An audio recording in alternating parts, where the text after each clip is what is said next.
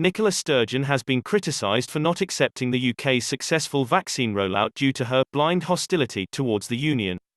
During an STV interview, the First Minister claimed that an independent Scotland could have chosen to procure the way it thought was best. She added that those who think the situation would have been worse were basically plucking this out of thin air.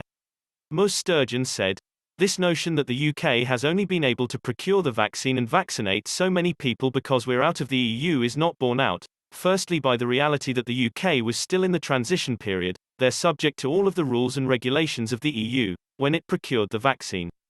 European countries are able if they so wish, particularly during health emergencies to procure in the way the UK did." Ms. Sturgeon claimed that an independent Scotland would have had similar vaccine success as it has now. She insisted that there is no evidential basis to say Scotland would not have vaccinated as many people as we've vaccinated right now. Donald Cameron, Scottish Tories health spokesperson, told The Telegraph that Ms. Sturgeon's claims were delusional nonsense. He said, "Nicola Sturgeon cannot accept the obvious truth about our world-leading vaccination program, which is saving countless lives, because of her bitter and blind hostility to the United Kingdom. More than 2.7 million Scots have had their first jab, which should be a cause for celebration, but instead Sturgeon gives a churlish response with zero evidence to support her wild claim that an independent Scotland would have done just as well.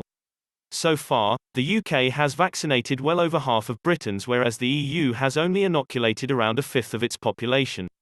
The EU failed to reach its target of inoculating 80% of older people by the end of March.